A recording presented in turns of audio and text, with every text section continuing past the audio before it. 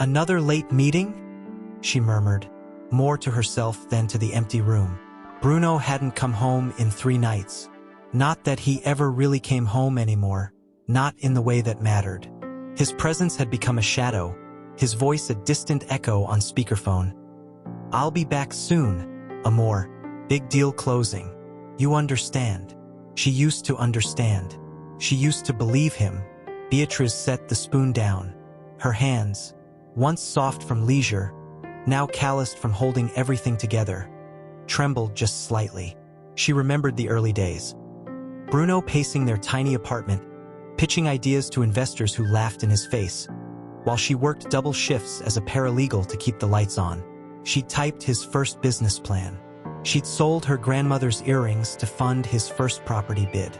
And when the empire finally rose, glass towers, private jets, the sprawling estate perched above the bay, she was told her job was done.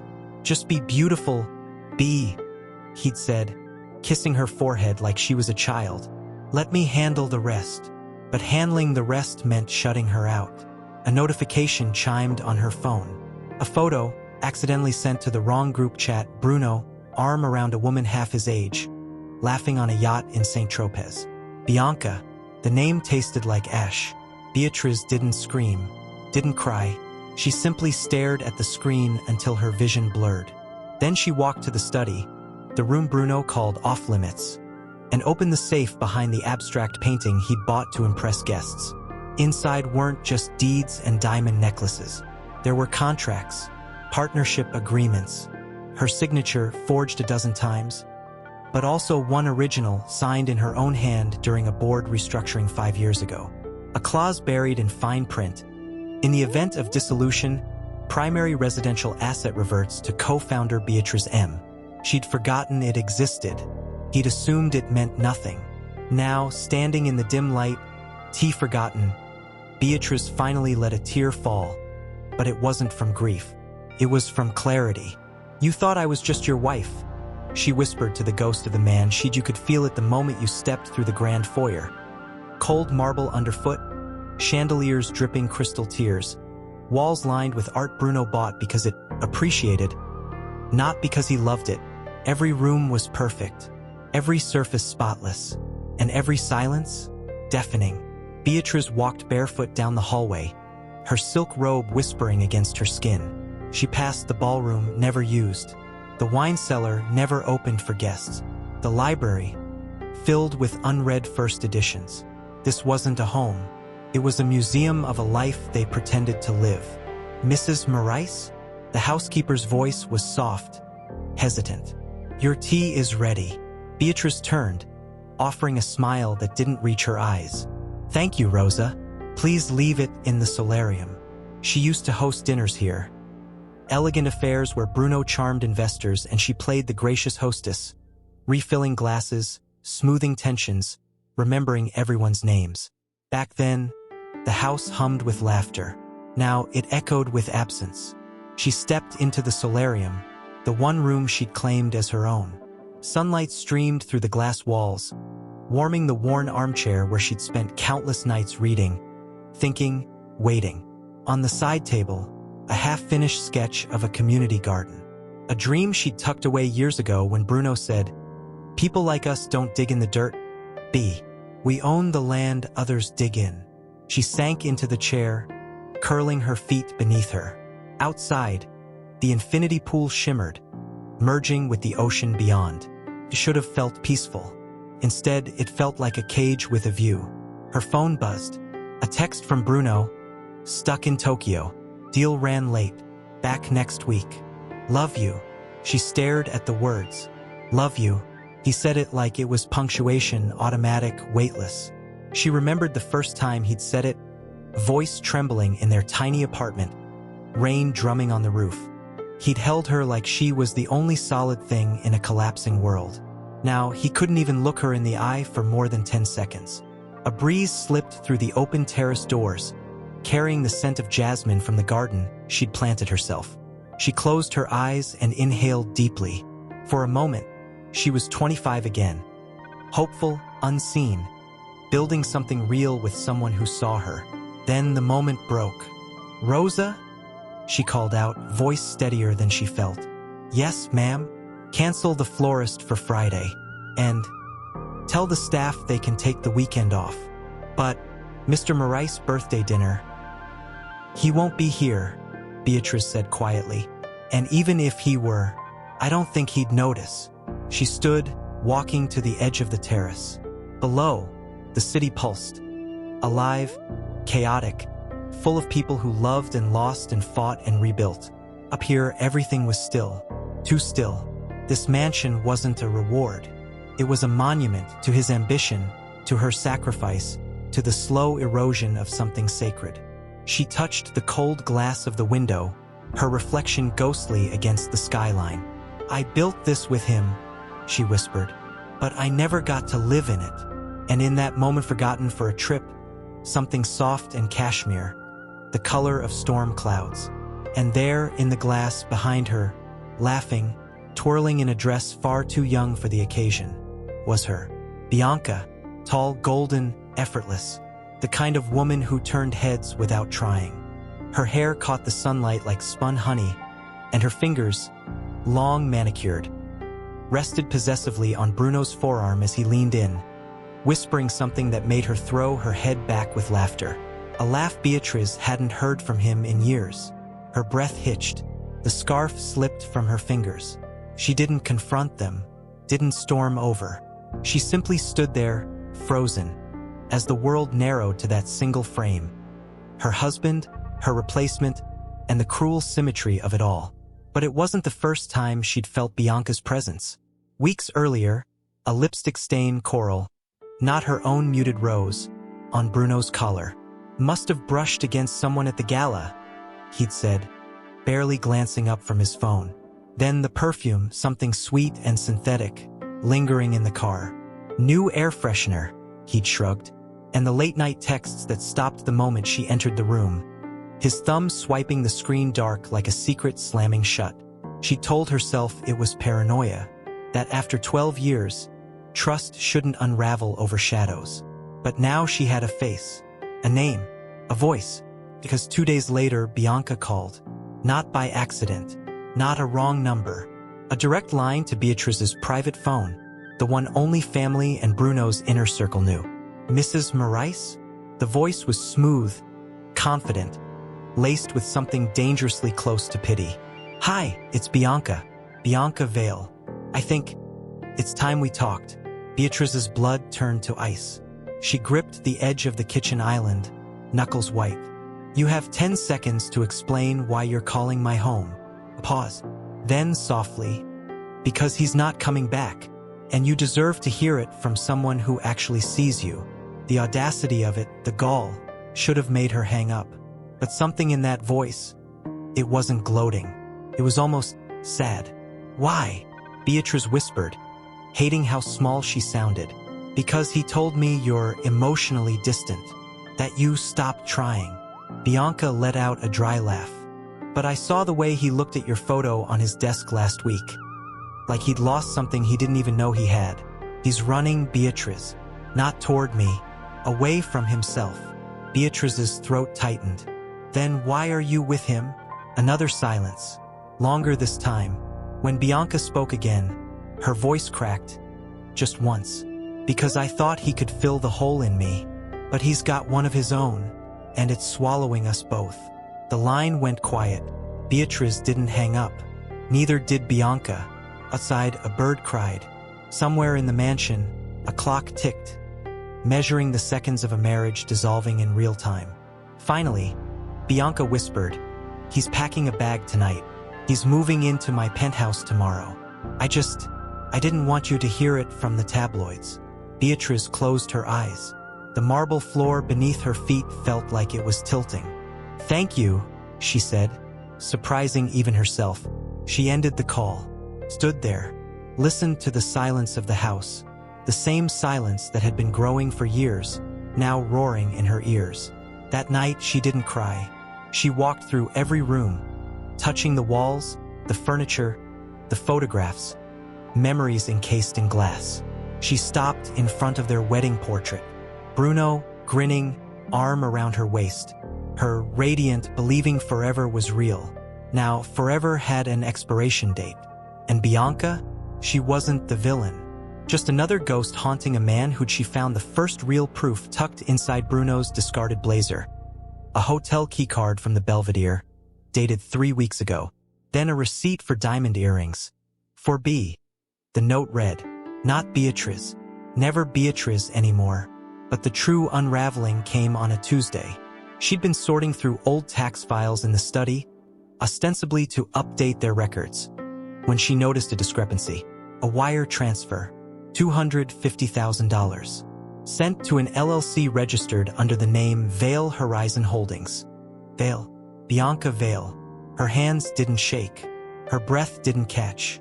Instead, a cold clarity spread through her veins, sharp and electric.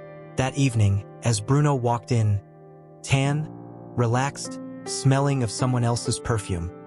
She was waiting in the solarium, a single sheet of paper resting on her lap. "You're home early," she said, voice calm as still water. "Meeting wrapped sooner than expected."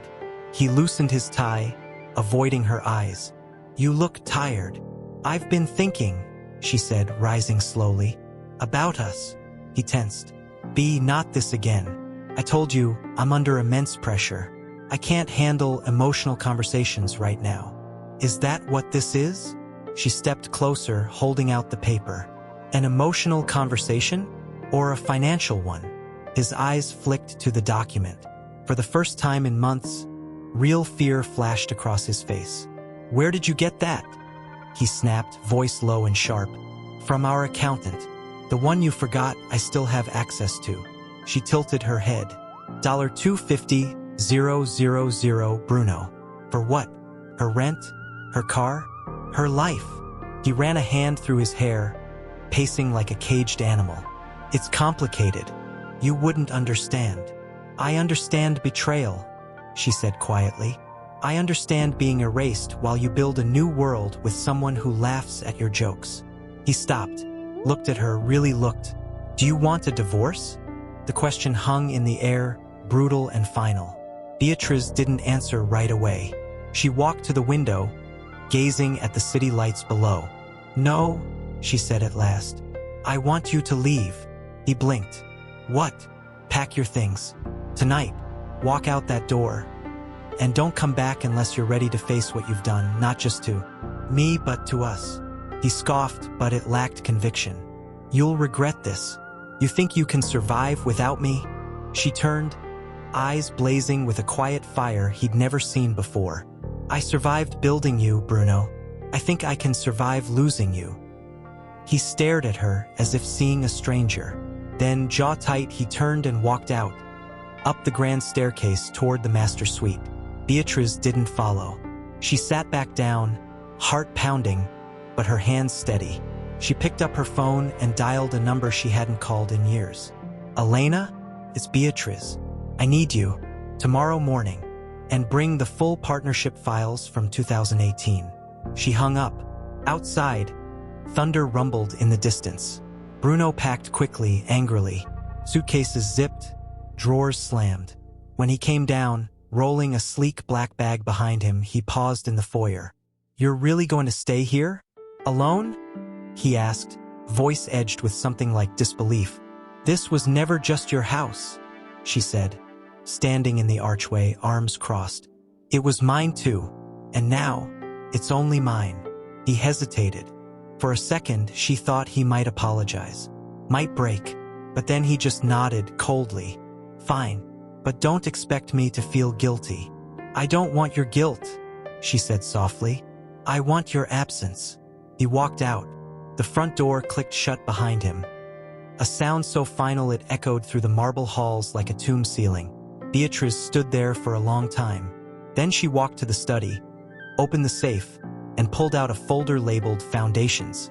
Inside, contracts, deeds, board minutes, all bearing her signature, her name, her power. She hadn't confronted him with rage. She hadn't screamed or cried, because she opened it at the breakfast nook, sunlight spilling across the table like liquid gold. The words were clinical, final. "Beatrice, I can't live in a marriage that feels like a courtroom. I found someone who makes me feel alive again. Truly alive.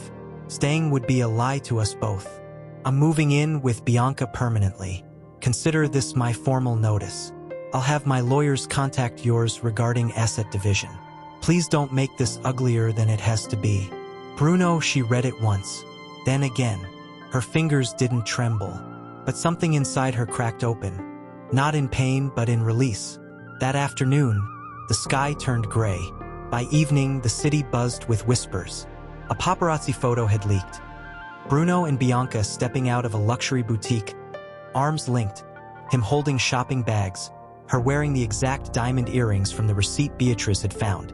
The caption read, "Billionaire Bruno Marais ditches ice-cold wife for fiery new love." Beatrice saw it on her phone as she stood in the empty master bedroom, folding the last of Bruno's shirts into a box. She didn't flinch, but her jaw tightened, as cold. That's what he'd told them. That's what he needed to believe, to justify walking away from 12 years like they were nothing but a draft he'd decided not to send. Then her phone rang. A known number. She answered. Beatrice. His voice was strained, almost breathless. "Did you see the article?" "I saw," she said evenly. "I didn't authorize that." Bianca, she didn't know they'd take the photo. "It just happened." "Of course it did," she replied, folding a tie, navy silk, the one she'd bought him for their 10th anniversary. "Things always just happen. When you stop caring who gets hurt." He was silent for a beat. Then softer, "I didn't want it to end like this." "You didn't want it to end at all," she corrected. "You just wanted a different woman to come home to. One who wouldn't notice the cracks in your perfect life. Is that what this is about? Resentment?" "No, Bruno," she said, walking to the balcony. Rain had started again, light and misty. "This is about truth. You left because I stopped pretending. And now you're scrambling to paint me as the villain so you can sleep at night." He exhaled sharply. "Fine. Hate me if you want. But don't drag this out. Sign the papers. Let me go." She looked out over the city.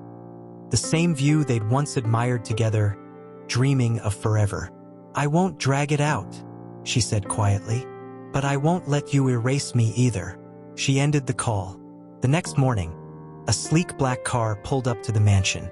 Bruno stepped out, flanked by 2 men in suits, his legal team. He wore a new watch, a new confidence, but his eyes darted to the windows, searching. Beatrice stood at the front door, dressed in a simple white dress, hair loose, no makeup. She looked younger, freer. "You came for your things?" she asked. "I came to say goodbye properly," he said, stepping forward, "and to ask one last time, if there's any chance." "There isn't," she cut in gently. "Not because I don't forgive you, Bruno, but because I finally respect myself enough to walk away from someone who only loves me when I'm silent." He swallowed hard. For a moment, the mask slipped. She saw the boy she'd once loved, lost and scared beneath the arrogance. Then he nodded. "Then I'll go." As he turned, she spoke again, soft but firm. "One thing, Bruno." He paused. "The mansion," she said. "It stays with me." He frowned. "It's marital property. We'll split it." "No," she said, stepping onto the porch. "It's mine, legally, through the founding charter of Marais Holdings. Clause 7b.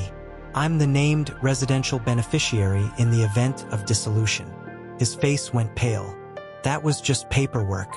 A formality." "It was my insurance," she said. "The one thing I kept when you took everything else."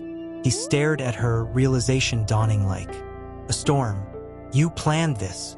"I planned to survive," she corrected. "There's a difference." He got into the car without another word. As it drove away, tires crunching on the gravel, Beatrice didn't watch it disappear. She turned back toward the house, her house, and walked inside. The front door closed behind her with a soft, final click. She didn't cry, not at first. Instead, she cleaned. Not the way the staff did, with polish and precision, but with purpose. She stripped the beds, washed the sheets herself, opened every window to let the salt-tinged ocean air scour the silence away. She cooked a single egg in the massive kitchen, ate it at the island where they used to plan vacations that never happened. Then, on the 8th night, it hit her.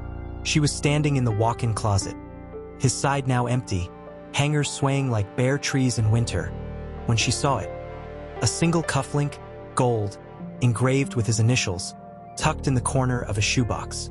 The one she'd given him on their 5th anniversary. "So you never forget who believed in you first," she'd whispered that night. Now it was just forgotten. She sank to the floor, the cold marble biting through her thin dress, and finally let the dam break. Sobs racked her body. Ugly, raw, unrehearsed. Not just for the man he'd become, but for the girl she'd been. Hopeful, trusting, willing to pour herself into someone else's dream until there was nothing left of her own. "Why wasn't I enough?" she whispered into the emptiness. But the house didn't answer. It never did. The next morning, red-eyed but resolute, she called Elena, her old law school friend, now a razor-sharp corporate attorney. "I'm not filing for divorce out of anger," Beatrice said, voice steady despite the tremor in her hands. "I'm filing to reclaim myself." Elena arrived by noon, briefcase in hand, eyes sharp behind her glasses. "You're sure about this? Once we pull the trigger, there's no going back." Beatrice poured 2 cups of tea, real tea, from the loose leaves she'd bought at the market, not the imported blend Bruno insisted on. "I've been gone for years," she said quietly. "I'm just finally coming home to myself." They spent the day going through documents, bank statements, property deeds, board resolutions. And with every page, Beatrice felt something shift inside her. Not vengeance, not bitterness, clarity. That evening, as the sun bled gold over the Pacific, she stood on the terrace, phone in hand. She hadn't spoken to her sister in months. Bruno always said family complicated things. Now she dialed. "Leah," her voice cracked. "It's me." Pause. Then, breathless. "B, are you okay?" "I'm starting over," she said, tears welling again. But this time they felt warm, cleansing. "And I think I need you." Her sister didn't ask questions, just said, "I'll be there tomorrow." Elena tapped a thick folder. "You remember this?" she asked, sliding it toward Beatrice. Beatrice opened it. Her breath caught. It was the original founding charter of Mistress Holdings, signed not just by Bruno but by her. Beatrice Mistress, co-founder and silent partner. Dated 12 years ago, the same month they'd married. She'd signed it in their tiny apartment, ink smudged from her nervous fingers, believing it was just for the lawyers. "I thought it was symbolic," Beatrice whispered. "It wasn't," Elena said, eyes gleaming. "You weren't just his wife, B. You were legally embedded in the core structure of his empire. Clause 4C grants you veto power on major asset liquidation. Clause 7B, like you remembered, secures primary residence rights. And here," she pointed to a footnote, "any marital dissolution triggers automatic equity reevaluation, with preferential allocation to the non-managing founder if misconduct is proven." Beatrice stared at the page. All these years, she'd been told she was protected. She never knew she was armed. Leah set a mug in front of her. "So, you own part of everything?" "Not just part," Elena said quietly. "Enough to destabilize him if we play this right." Beatrice's hands trembled. Not from fear, but from the dizzying weight of revelation. "He never told me. He let me believe I was just decoration." "Because if you knew your worth," Elena said, "you'd have walked out years ago." That afternoon, Beatrice went to the study, the room Bruno had always called his. She ran her fingers over the desk, the bookshelves, the leather chair where he'd made billion-dollar calls without ever asking her opinion. Now she sat in it. She opened his private ledger, password still Beatrice 12, the anniversary date he'd long forgotten. Page after page revealed transfers to Bianca's accounts, luxury purchases disguised as consulting fees, even payments to a PR firm specializing in reputation management for high-profile breakups. "He was planning this," she murmured. Long before he left, Leah stood in the doorway, arms crossed. What now? Beatrice looked up, eyes dry, voice steady. Now, we don't just defend, we expose. She picked up the phone and called their family accountant, the one who'd worked with them since the beginning, who'd once patted her hand and said, "You're the brains behind his bravado, dear." "Carlos," she said, "I need every transaction from the last 3 years, especially anything tied to Vale Horizon Holdings." A pause. Then, softly, "I've been waiting for this call, Beatrice." When she hung up, Leah asked, "Are you sure you want to do this? Once it's out, there's no turning back." Beatrice walked to the window, gazing at the city below, the same skyline Bruno had claimed as his kingdom. "I'm not doing it for revenge," she said. "I'm doing it because the truth is the only thing that's ever been mine." And as the sun dipped below the horizon, painting the mansion in shades of amber and shadow, Beatrice Morais stopped being the woman who was left. Beatrice read it over black coffee on the terrace, the morning air crisp with the scent of eucalyptus. She didn't smile, she didn't gloat, but something deep inside her settled, like a stone finally finding the bottom of a stormy lake. Bruno had always played fast and loose with risk, but now, without her quiet oversight, without the spreadsheets she used to cross-check late at night, the red flags she'd quietly flagged before they became disasters, he was flying blind. And Bianca? She wasn't a strategist. She was a distraction dressed in designer silk. 2 days later, the truth spilled out in fragments. A frantic call from one of Bruno's former board members, someone who'd once shared cigars with him on this very terrace, reached Beatrice through Elena. "He's hemorrhaging cash," the man whispered, voice tight with disbelief. "Sold 3 development sites below market value. Liquidated his private equity stake. Even mortgaged the Malibu estate. And now he's trying to put a lien on your mansion." Beatrice went very still. "He can't. The title is in my name exclusively. He doesn't care. He's desperate." He told investors Bianca's vision would revolutionize their luxury brand, whatever that means, and now they're demanding returns he can't deliver. That evening, as rain began to patter against the windows, Beatrice's phone buzzed. Unknown number. Again. She answered. "Beatrice." His voice was ragged, stripped of its usual polish. "Please, I need to talk to you." "Funny," she said, watching raindrops race down the glass. "You only call when you need something." "I'm in trouble," he admitted, the words raw. "Real trouble. The board's turning on me." Bianca, she left, said I was too unstable. A bitter laugh. "Can you believe that?" She closed her eyes. She should have felt satisfaction. Instead, she felt only sorrow for the man he'd been and the wreckage he'd made of himself. "What do you want, Bruno?" "A loan. Just enough to cover the margin call. I'll pay you back. With interest." She was silent for a long moment. Then, "Do you remember what you said when you left? Don't make this uglier than it has to be?" "Yes," he said, voice small. "Well," she said softly, "this is you making it ugly." He exhaled sharply. "So that's it? You're going to watch me burn?" "No," she said. "I'm going to let you feel the heat you created." She hung up, but the storm wasn't over. The next morning, a process server arrived at the gate with court documents. Bruno was petitioning to freeze marital assets, claiming Beatrice was concealing equity and obstructing fair division. It was a bluff, a last flailing attempt to regain control. Elena reviewed the filing and laughed. A dry, sharp sound. "He's bluffing with a busted hand. We counterfile with the partnership charter and the fraud evidence. He won't just lose the mansion, he'll lose credibility. Maybe even his seat on the board." Beatrice stood at the window, watching the clouds break apart over the ocean. "Let him fall," she said. "But not because I pushed him. Because he jumped and forgot he couldn't fly." That night, she dreamed of their early days. Him pacing their studio apartment, hands shaking as he described his first real deal. She'd held him then, whispered, "You're brilliant. I believe in you." Now, she whispered something else into the dark. "I believed in you enough for both of us. but I won't drown trying to save you from yourself." Across the aisle, Bruno sat rigid in a tailored suit that couldn't hide the shadows under his eyes. He wouldn't look at her.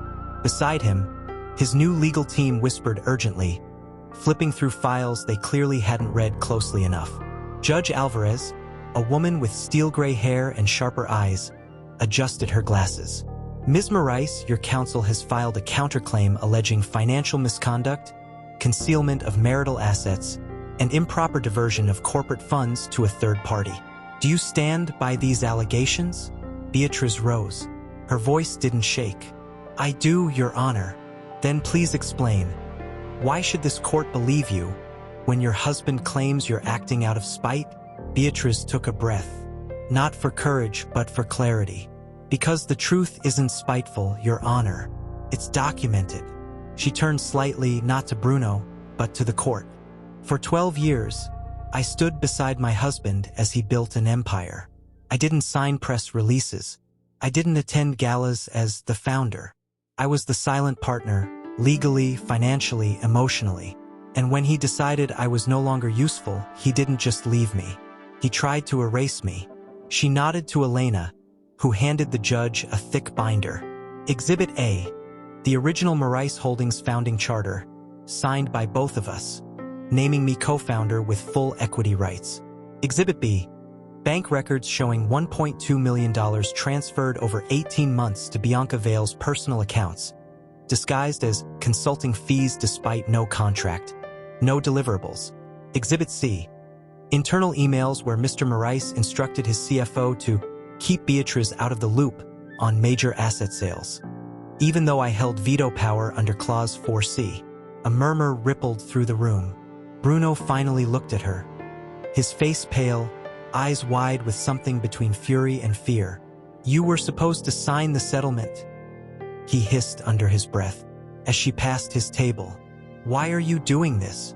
Beatrice paused, just for a second. "Because you never asked what I wanted," she said quietly.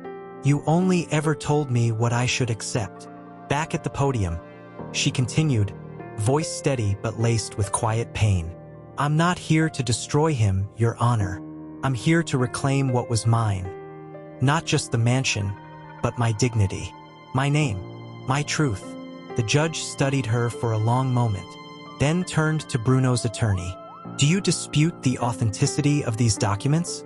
The lawyer hesitated. "We question their context." "Context?" Judge Alvarez arched a brow. "The context is that your client transferred marital assets to his mistress while telling his wife the company was tight on cash. That's not context. That's fraud." Bruno flinched like he'd been struck. Later, outside the courthouse, rain falling in soft sheets, Bruno caught up to her at the curb. "Beatrice, wait." She turned, umbrella shielding her from the downpour. "You won," he said, voice hollow. "Happy now?" She looked at him, not with hatred, but with a sorrow so deep it almost broke her. "I didn't win, Bruno. You lost. There's a difference." He opened his mouth, but no words came. And as her car pulled up, Beatrice stepped inside without looking back. But she knew this wasn't the end. It was the reckoning. Bianca. She arrived late, as if fashionably dramatic, draped in a crimson dress that screamed desperation more than confidence. Her smile was too wide, her laugh too loud. She clung to the arm of a tech investor half her age. Clearly a rebound, clearly temporary. But when her eyes landed on Beatrice across the room, the mask slipped. Beatrice didn't look away. She held her gaze, calm, unflinching. A few minutes later, Bianca appeared at her side, champagne flute trembling slightly in her hand. "Still wearing that old thing?" she said, nodding at the locket. Her voice was honey laced with acid. "I thought Bruno would have bought you something newer." Beatrice sipped her water. "I prefer things with history, unlike you, who seems to collect men like seasonal accessories." Bianca's smile tightened. "At least I don't pretend to be noble while dragging my husband through court." "I didn't drag him," Beatrice said softly. "He walked right into a lie he built himself. You were just the wallpaper." The words landed like a slap. Bianca's eyes flashed. You think you won? He talks about you, at night, when he's drunk. Says you were cold, distant, that you stopped trying. Beatrice stepped closer, voice low but fierce. And did he tell you I typed his first business plan on a broken laptop? That I sold my grandmother's earrings to fund his first deal? That I stayed up for weeks nursing him through pneumonia while he screamed at investors on the phone? She paused, eyes glistening. No, because that's not the story he needs to tell himself to sleep at night. The truth would mean admitting he threw away something real for a fantasy. Bianca's bravado cracked. He left you, not me. He left himself, Beatrice said. You just happened to be nearby when he did. A silence stretched between them, thick with everything unsaid. Around them, the gala swirled. Music, laughter, clinking glasses. But they stood in a bubble of raw, unvarnished truth. Then Bianca whispered, almost to herself, he's broke, really broke. Sold his watch last week. Cried in the parking garage. Beatrice didn't gloat. She just nodded. Then maybe now he'll learn what it feels like to have nothing. She turned to leave, but Bianca caught her wrist. Lightly, desperately. Why aren't you angrier? She asked, voice breaking. I took your husband, your life. Beatrice looked down at the hand on her arm, then into Bianca's eyes, wide, lost, younger than she'd seemed from afar. Because I realized something, she said gently. You didn't take him. You just revealed who he really was. And that was a gift. She pulled her arm free and walked away, not toward the exit, but toward the center of the room, toward the future. Behind her, Bianca stood frozen, champagne forgotten, tears welling in eyes that had only ever been trained to look forward, never inward. And as Beatrice accepted a quiet congratulations from an old friend, she felt it. Not triumph, but peace. Because the woman who once waited in silence for a man to come home, Beatrice stood at the top of the grand staircase, robe pulled tight, heart already knowing who it was before she saw him through the sidelight. Bruno. He looked smaller, not just thinner, though his suit hung loose but diminished, as if the weight of his choices had finally pressed him into something fragile. Rain glistened in his hair. His shoes were scuffed. No driver, no entourage, just him standing in the driveway like a ghost begging to be let in. She opened the door but didn't step outside. Beatrice, he said, voice rough, eyes red-rimmed. Please, can we talk? She didn't invite him in, didn't close the door, just stood there, arms crossed, the warmth of the house at her back, the cold night between them. You lost your seat on the board, she said quietly. It wasn't a question. He flinched. They turned on me, said I was a liability. He let out a shaky breath. Bianca's gone. My accounts are frozen. I'm staying in a rented studio near the airport. I have nowhere else to go. For a moment, she saw the boy she'd once loved, the one who'd held her hand during thunderstorms, who'd cried when their first dog died, who'd whispered, I'll never let you down on their wedding night. But that boy was gone. And the man before her wasn't asking for forgiveness. He was asking for rescue. You think coming here fixes anything? She asked. I'm sorry, he said, stepping closer, voice cracking. I was blind, arrogant. I thought I needed excitement, passion. But all I needed was you. I miss you, B. Every damn day. She looked at him, really looked, saw the desperation, the regret, the raw hope in his eyes that she'd say yes. And for a heartbeat, she almost did. Then she remembered the hotel receipts, the lies, the way he'd walked out without a backward glance, the way he'd called her ice cold to the press while buying diamonds for someone else. No, she said softly. His face fell. No, no, Bruno. She met his gaze, steady, unflinching. You don't want me back. You want the safety I represent, the stability, the woman who cleaned up your messes without complaint. But I'm not that woman anymore. He reached for her hand. She didn't pull away, but she didn't take it either. Please, he whispered, give me another chance. I'll do anything. She finally stepped back, just one pace, but it felt like a canyon opening between them. "You had 12 years of chances," she said, "and you threw every single one away the moment someone shinier walked by. I'm not your backup plan. I'm not your safety net. I'm your consequence." He stared at her, stunned. "Is that what I am to you now? A consequence?" "No," she said, voice thick with emotion but clear as glass. "You're a lesson, and I've learned it well." He swallowed hard, shoulders slumping. For the first time, he looked truly alone. "Then, I guess this is goodbye," he murmured. "It was goodbye the day you chose her over us," she said gently. "I just didn't realize it until now." He turned, slowly, and walked back down the stone steps into the rain. Didn't look back.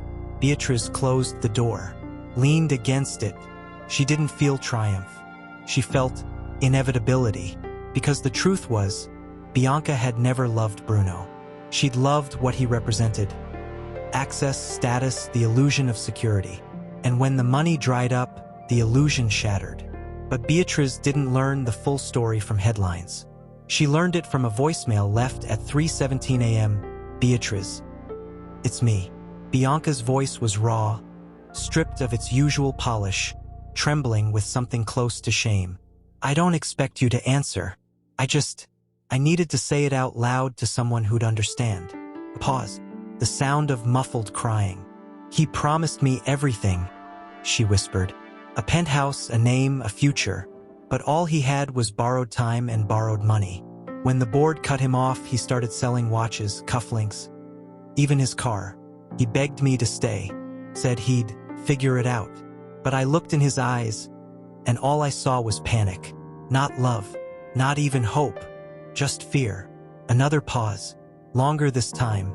"I thought I was escaping something empty by choosing him," Bianca continued, voice breaking. "But I just walked into a different kind of emptiness.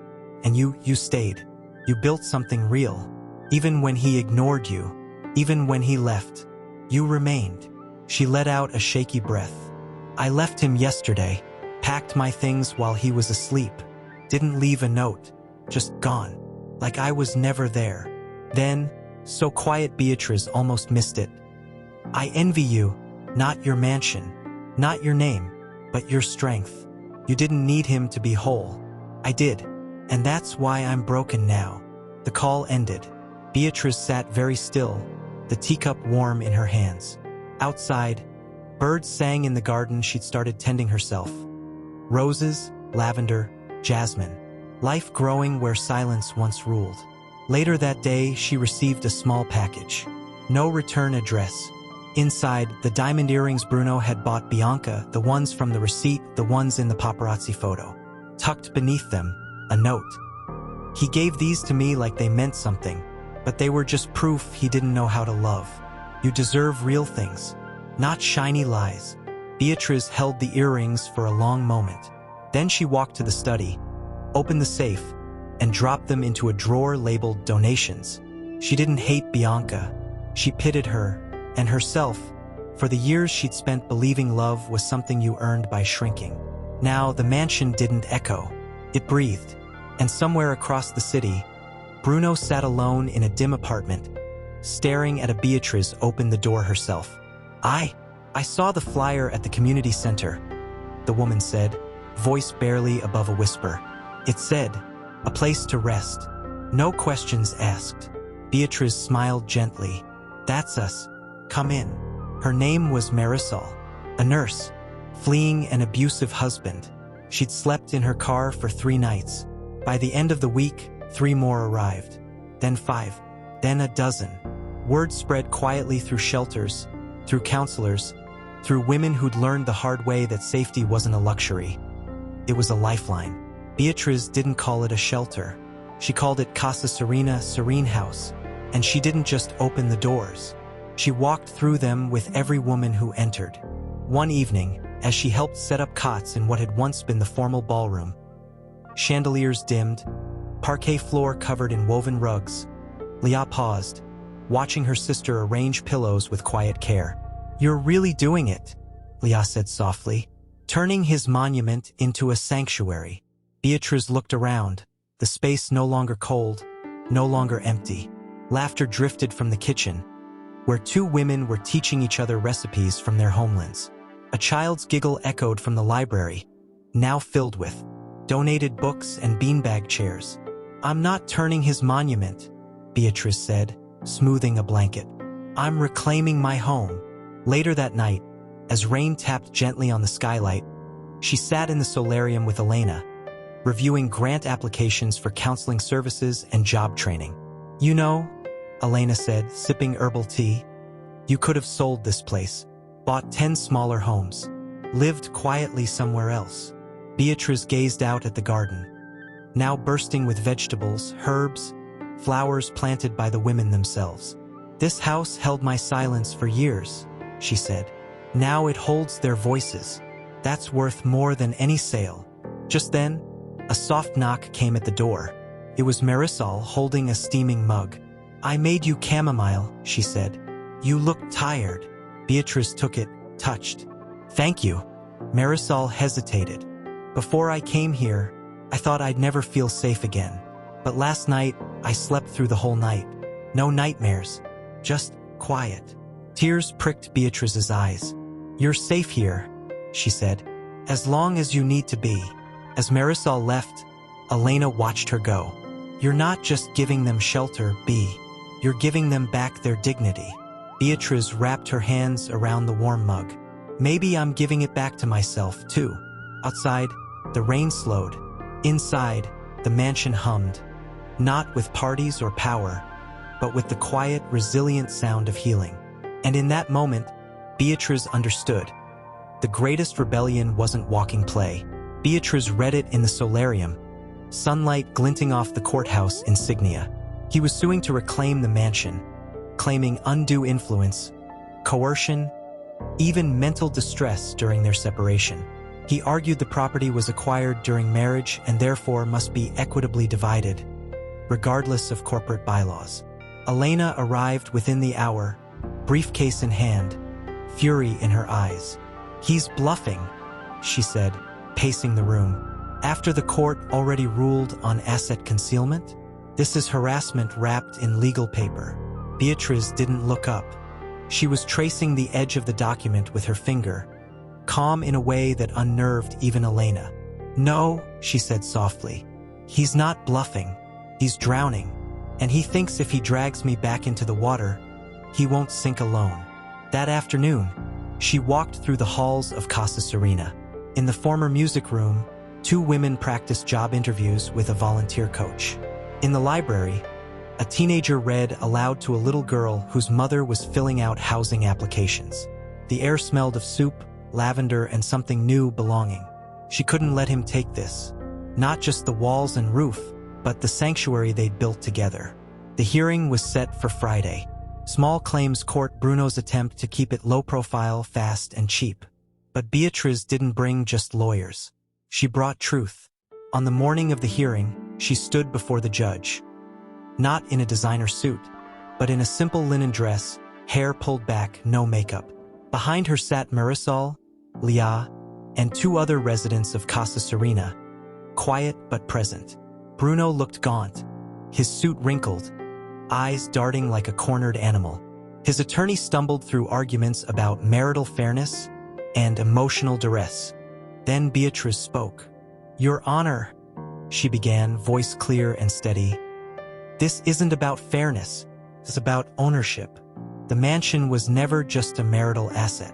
It was designated as my primary residence in the founding charter of Mistress Holdings, a document Mr. Mistress signed willingly, and which the court has already validated in our prior proceedings." She turned slightly toward Bruno. He knew the terms. He just assumed I'd never used them. The judge frowned. "Mr. Mistress, did you or did you not sign Clause 7B of the Mistress Holdings Charter?" Bruno shifted. I don't recall the specifics."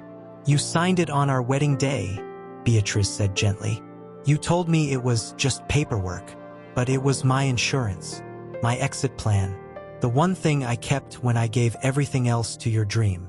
A murmur rippled through the small courtroom. The judge reviewed the file again, then looked at Bruno with cold clarity. "Your claim lacks legal merit. The property title is solely in Ms. Marais' name, backed by binding corporate governance documents. Motion to reclaim is denied. With prejudice. Bruno went pale. But, case closed, Mr. Marais, the judge said sharply. And if you file another frivolous suit against Ms. Marais, I'll consider sanctions for abuse of process. Outside, the sun burned bright. Bruno stood on the courthouse steps, shoulders slumped, staring at the pavement like it might swallow him whole. Beatrice approached, not out of pity but finality. This ends now, she said. He looked up, eyes hollow. You won. No, she said. You just finally ran out of ways to hurt me. She turned and walked away, not toward a car, but toward the bus stop, where Marisol waited with a thermos of tea and a quiet smile.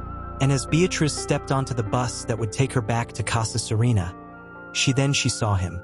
Bruno stood just beyond the iron gate, drenched, shoulders hunched, no umbrella, no car idling behind him. Just him, worn shoes, a threadbare coat, eyes red-rimmed and searching.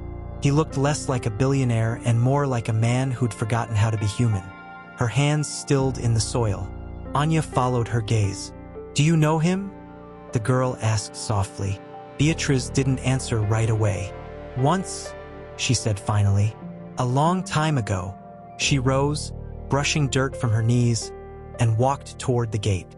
She didn't open it, just stood on the other side, rain misting her hair, her face calm but guarded. Beatrice, he said, voice hoarse. Please, I need to see you.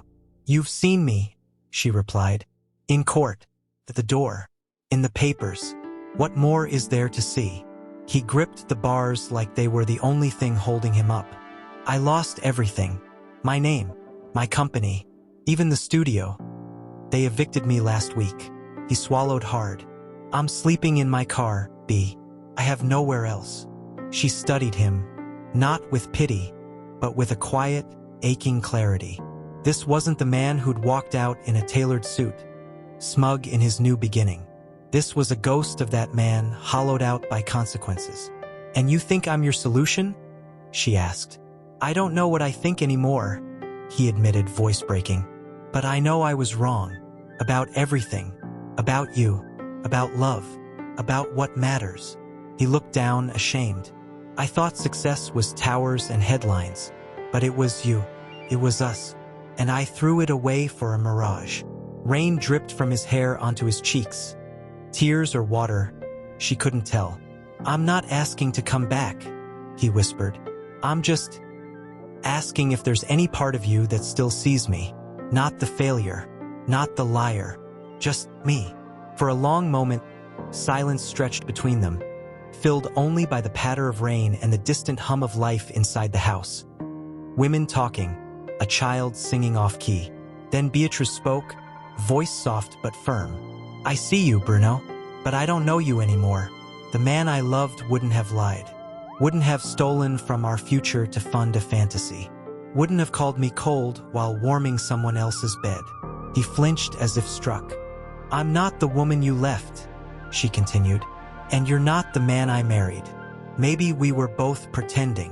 He nodded slowly, tears finally spilling over. Then, I guess I really have nothing. You have a chance, she said gently.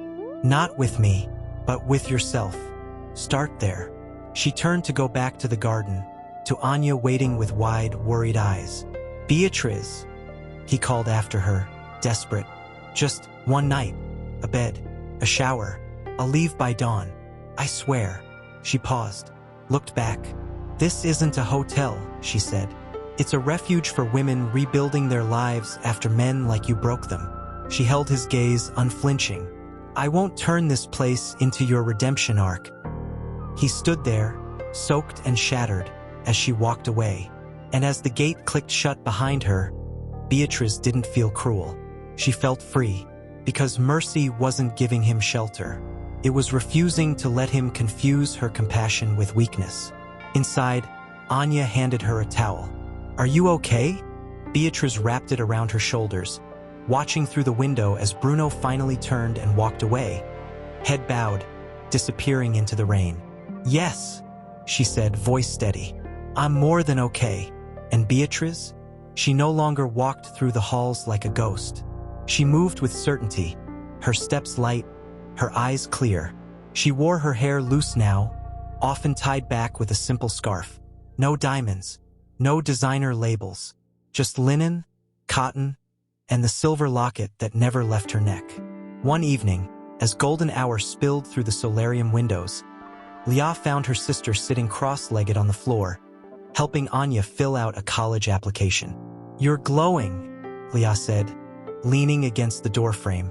Beatrice looked up and smiled. A real smile, deep and unguarded. I feel light, like I finally stopped carrying him. Leah sat beside her. Do you ever think about him? Beatrice paused, pen hovering over the form. Not the way I used to. I don't wonder if he's happy. I don't ache for what we lost. I just remember, and I'm grateful for the lessons, not the pain. Anya looked up, curious. Was it hard? Letting go.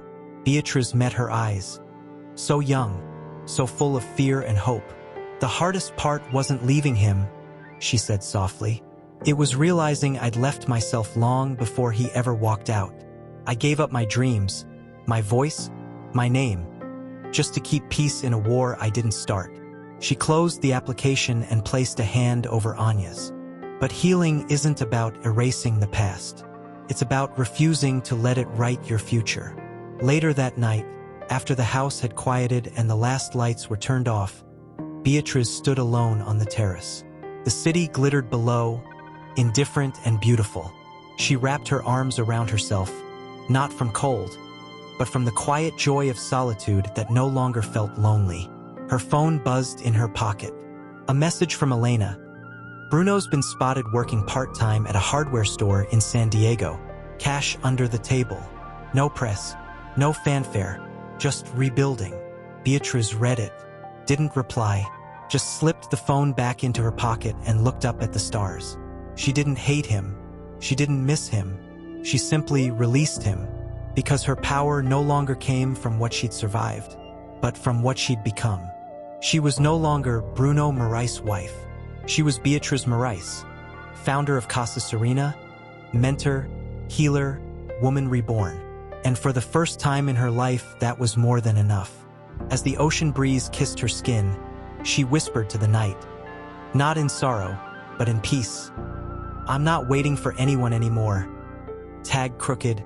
Ben, he'd asked them to call him that, said the other name carried too much weight. He rang up a customer's order, duct tape, light bulbs, a bag of potting soil, hands moving on autopilot. His hair was shorter now, grayer at the temples. His eyes, once sharp with ambition, were quiet, tired. Caria venderm, estaba desesperado. La sequía ese livo to do. Las cabras, el mes, hasta la esperanza. Ese hombre le dijo que mi cuidaría, que mi daría techo, comida, que trabajaría como costurera. Pero cuando llegamos a la ciudad, su voz ese quebró, mi encero, mi dijo que era suya, que nadie me creería esa hablaba. Mateo Asencio como esa y lo supera, como esa el dolor ajeno lo fuera tan familiar como su propia sombra. Dios vi lo que los hombres esconden murmuró, y avisas USA a los que están rotos para sanar a otros rotos. Elisa lo miró entonces, realmente lo miró. Vio las arrugas alrededor de sus ojos. No de risa, sino de noches sin sueño. Vio las cicatrices en sus nudillos. No de pelis, sino de trabajo honrado. Y vio algo más. Una quietud que no era indiferencia, sino paz. Una paz que ella ya había olvidado que existía. ¿A dónde vamos? Preguntó. A un valle, respondió él, señalando al oeste. Ali hay agua, madera, y nadie pregunta quién iras antes. Solo quién quieres ser ahora. Ella bajó la cabeza, las lágrimas cayendo sin ruido sobre el polvo. No sé quién soy. Entonces, dijo Mateo, con una ternura que sorprendió hasta a él mismo. Empezaremos desde cero, sin pasado, sin dueños, solo tú, La tierra. Y el cielo que nos cubra a todos por igual. Paeran la noche en silencio. Cada uno envuelto en su propio duelo. Pero no solos. El fuego crepitaba entre ellos. Pequeño testigo de una promesa no dicha. Que nadie más la tocaría como mercancía. Que en ese rincón del mundo, su valor no se mediría en sacos de harina en botellas de licor, sino en su alma. Al amanecer, mientras Mateo ensalaba a Esperanza, Elisa se acercó con paso inseguro. ¿Why así, me quedo contigo? Preguntó, con la voz apenas audible, no como esclava, no como carga, sino como compañera, para construir ese lugar del que hablas. Mateo se detuvo. Miró el horizonte, donde las nubes comenzaban a formarse como augurio de lluvia. Luego la miró a ella. ¿No tienes que cuidar por gratitud dijo? Puedes cuando quieras. Eres libre. La libertad. Ella sonrió con tristeza. Nunca supe como se siente. Pero contigo, siento que podría aprender. Ella sintió, y en ese gesto simple, nació algo más que un viaje. Nació una alianza. No de palabras, sino de presencia. De confianza sembrada en el desierto. Cabalgaban ahora con un nuevo ritmo. No era huida, era dirección. Cada paso los acercaba al valle, sí, pero también a algo más profundo.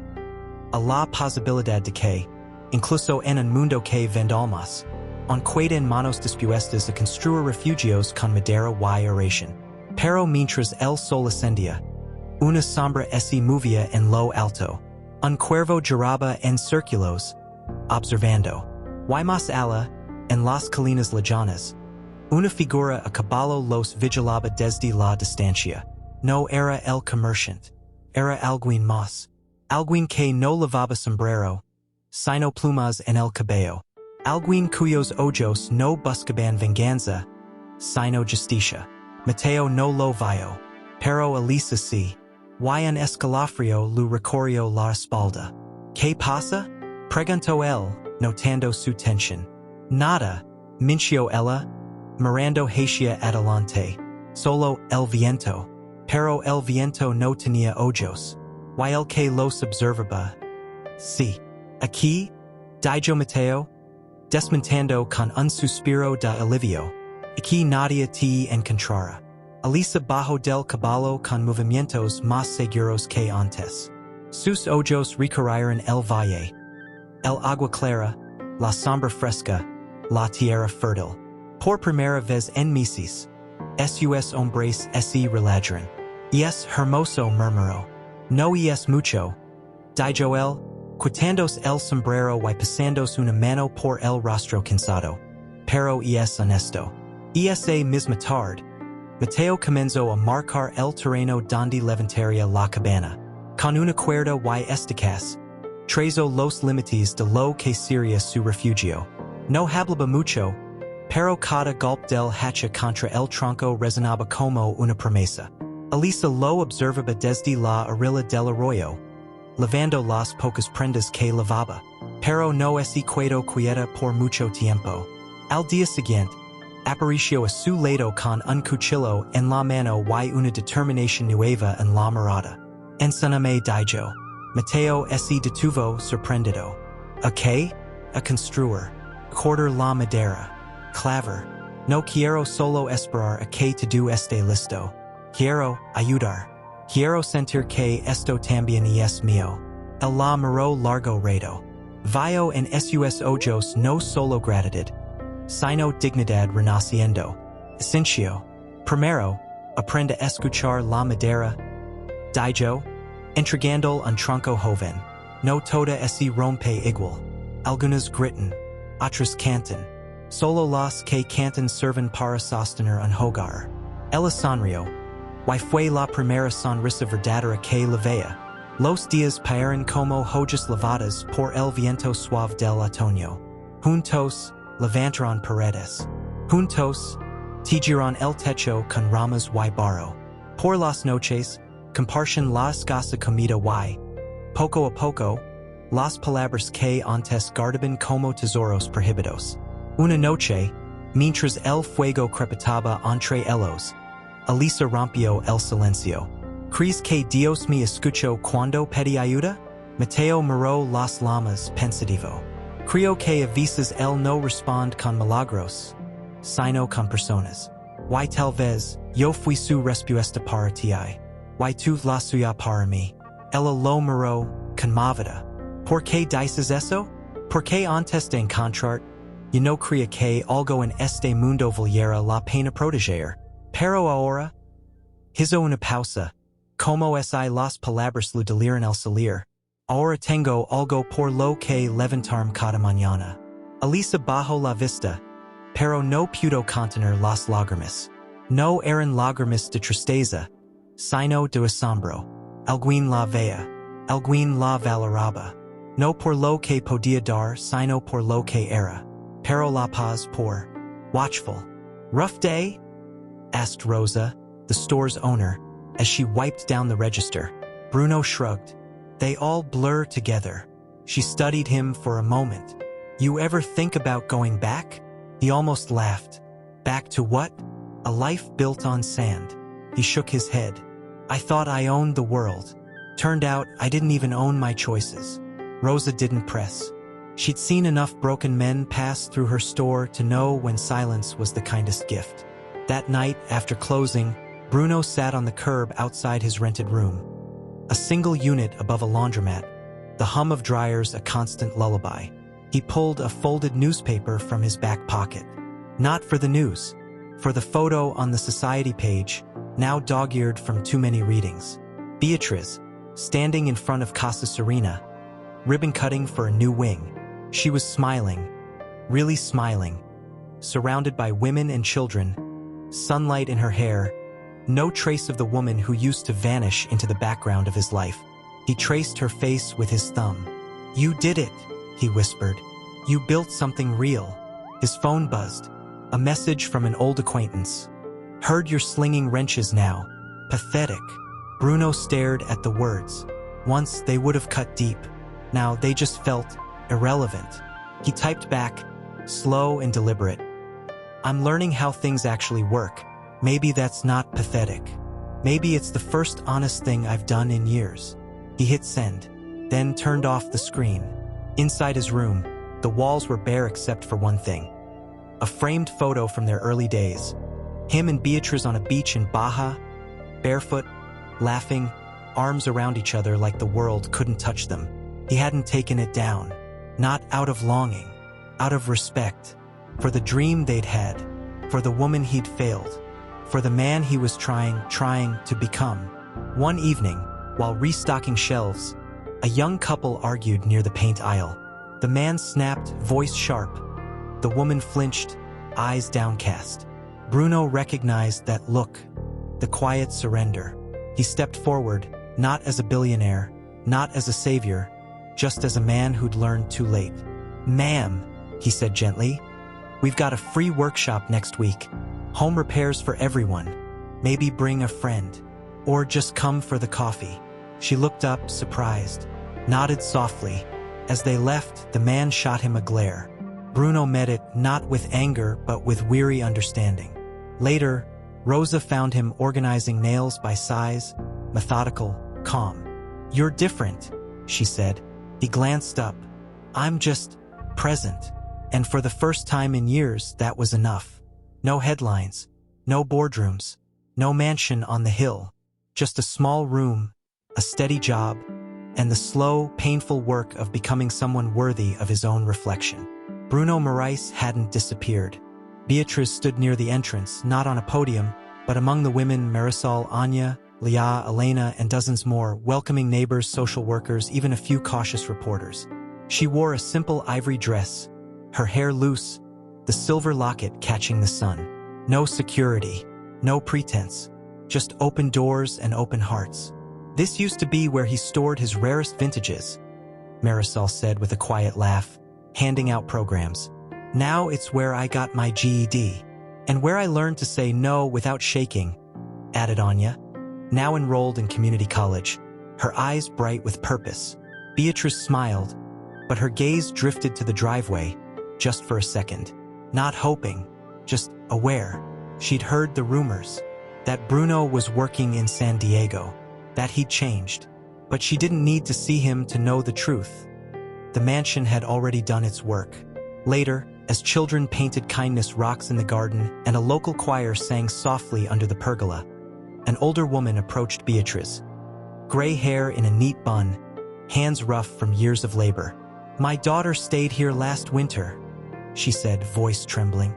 "After her husband broke her ribs." She said this place gave her back her voice. Tears welled in her eyes. "Thank you for building a home where broken women become whole again." Beatrice took her hands. "She did the hard part. We just held the light while she found her way." As the woman walked away, Elena appeared at her side, holding 2 glasses of sparkling water with lemon. "You did it, B," she said, eyes shining. "You turned his symbol of power into a sanctuary of healing." Beatrice looked around, at the laughter, the tears, the quiet conversations happening in corners, the way sunlight fell on faces that had once known only shadows. "I didn't do it alone," she said. "They did. Every woman who walked through that door with nothing but fear and stayed long enough to find courage." That evening, after the last guest had left and the cleanup had begun, Beatrice walked alone through the halls. She paused in the former ballroom, now a gathering space with mismatched couches and a piano where someone had left sheet music open. She ran her fingers over the keys, playing a single soft note. It echoed warm and alive. She thought of Bruno, not with bitterness, but with a quiet ache for what could have been. But that ache no longer lived in her chest like a wound. It was just a memory, like a scar, proof of survival, not suffering. Outside, the city lights shimmered. Inside, the house breathed. And in that moment, Beatrice understood. The mansion wasn't hers because she owned the deed. It was hers because she'd filled it with something Bruno could never buy. Love that didn't demand, but gave.